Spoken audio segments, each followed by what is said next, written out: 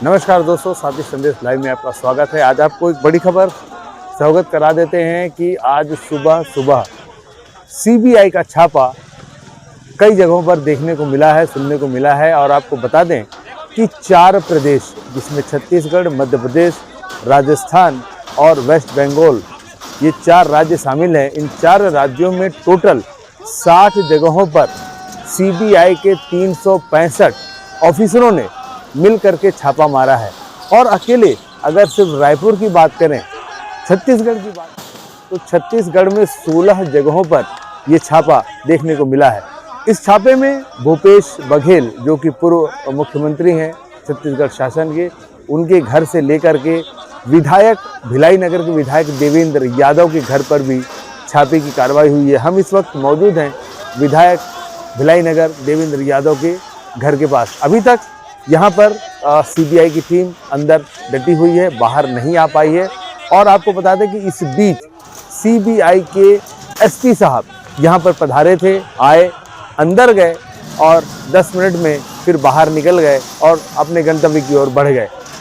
आगे आने वाले समय में यह देखना लाजमी होगा कि सीबीआई जो छापेमार कार्रवाई कर रही है, ये किस तरह के आंकड़े सामने लाती है।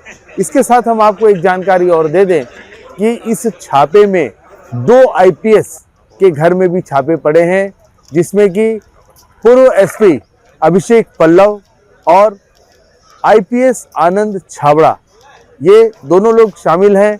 और जो दुर्ग जिला के अतिरिक्त पुलिस अधीक्षक थे, एडिशनल एसपी जिन्हें कहा जाता है, संजय ध्रुव के यहाँ भी ये छापेमार कार्रवाई हुई है। चौंका देने वाली बात है ये है कि राजनेताओं के साथ साथ शासकीय अधिकारियों के घर पर भी छापेमार कार्रवाई हुई है।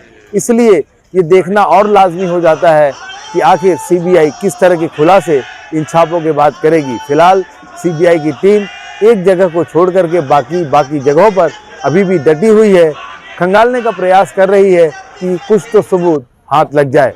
आपको एक जानकारी और दे दें कि सीबीआई की टीम ने 4 प्रदेशों में 60 जगहों पर एक साथ सुबह 8 बजे तड़के ये छापे मारे हैं। और अभी जब हम यहाँ खड़े हैं तो शाम के 6 बज रहे हैं। सीबीआई की टीम अभी भी डटी हुई है।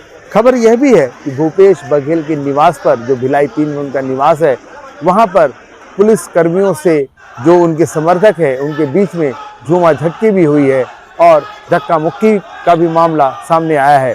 इसी बीच पीसीसी चीफ दीपक बैज भूपेश बघेल के निवास पर पहुंचे थे और उन्होंने कड़ी आपत्ति जताते हुए केंद्र सरकार पर निशाना साधा है और सीबीआई और इन जैसे ईडी या इस तरह के जो भी सरकारी महकमे हैं, इन सभी को केंद्र शासन का गुलाम तक बता डाला है।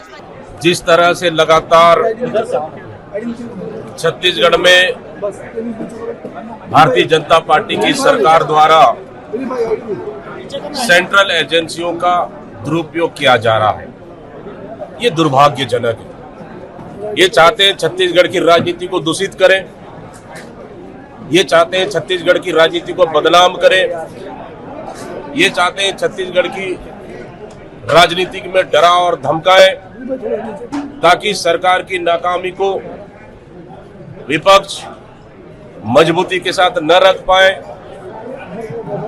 इनकी नाकामियों को जनता तक न ले जाए।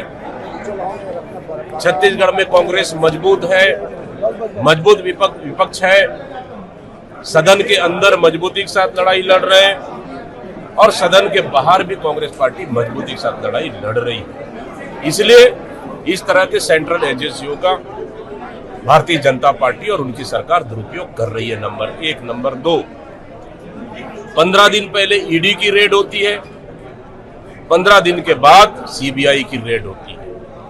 आखिर क्यों? ईडी की रेड में क्या मिला? ईडी की रेड में पूर्व मुख्यमंत्री जी भूपेश बघेल जी ने साफ साफ कहा कि हम ईडी को सहयोग करने को तैयार हैं।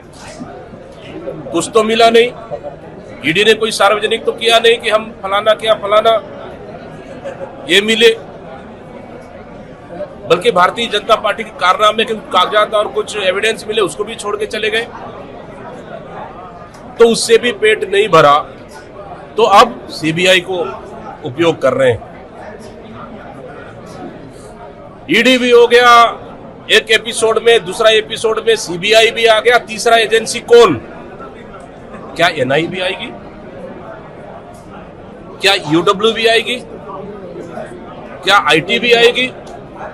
हम पूछना चाहते हैं इस सरकार से, आखिर डर किस चीज की है कि कांग्रेस के नेताओं को आप डरा रहे हैं ताकि आपकी आवाज, आपके खिलाफ आवाज ना उठाए, जनता की आवाज ना उठाए, इसलिए आप इस तरह सेंट्रल एजेंसियों को दुरुपयोग कर रहे हैं? बिल्कुल भी स्वीकार योग्य नहीं है।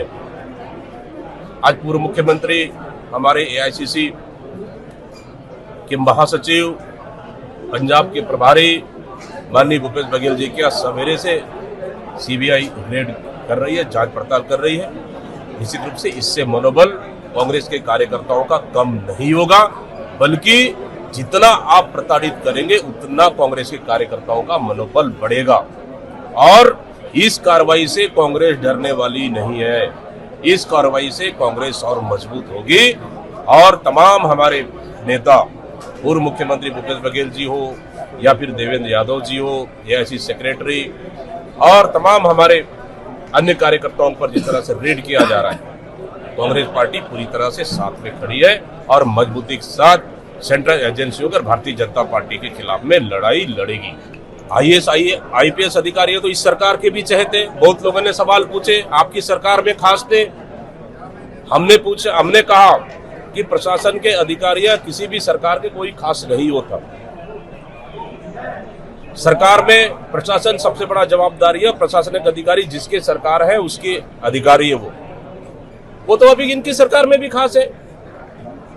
अगर कोई बात है तो करे ना जांच, लेकिन इस तरह के कार्रवाई से आखिर ये सरकार क्या मैसेज देना चाह रही है कि छत्तीसगढ़ की राजनीति में बदले की भावना से राजनीति कर रही है, डराने धमकाने की राजनीति चल रहा है, या फिर बदले की भावना से राजनीति चल रहा है, या फिर छत्तीसगढ़ की राजनीति को और यहाँ की लोकतंत्र कुचलने का काम कर रहा है। सेंट्रल एजेंसियों का दुरुपयोग कहीं न कहीं बर्दाश्त नहीं किया जाएगा।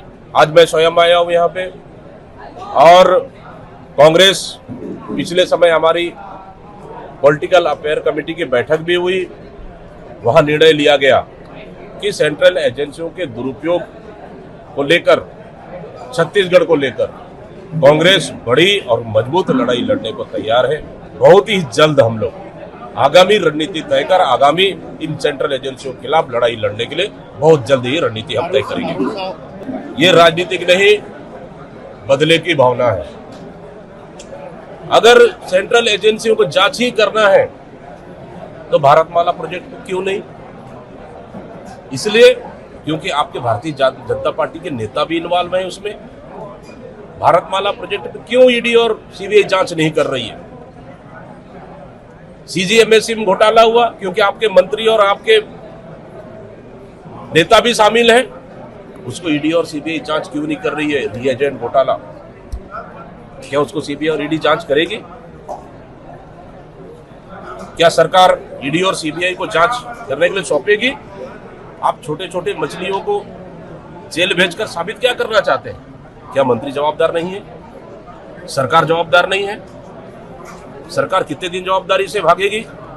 क्योंकि अभी गुजरात में नहीं, अभी तो बिहार में चुनाव है और बिहार के बाद पंजाब में भी आने वाला लगभग 1 साल बाकी चुनाव है। तो इन चुनाव को कहीं ना कहीं प्रभावित करने के लिए इस तरह की रेड मुझे लगता है पॉलिटिकली रेड है। ये रेड जानबूझकर और पॉलिटिकली रेड है। इस पॉलिटिकली रेड को हम बर्दाश्त नहीं करेंगे। देखना लाजमी होगा कि ये मामला किस ओर करवट लेता है और क्या रुख अपनाता है, किस तरह के सत्य तथ्य सामने आते हैं और क्या किसी की गिरफ्तारी हो पाती है। ऐसी और खबरों के लिए बने रहिए हमारे साथ और देखते रहिए साथी संदेश लाइव। मैं हूं संतोष शर्मा, दुर्ग भिलाई से।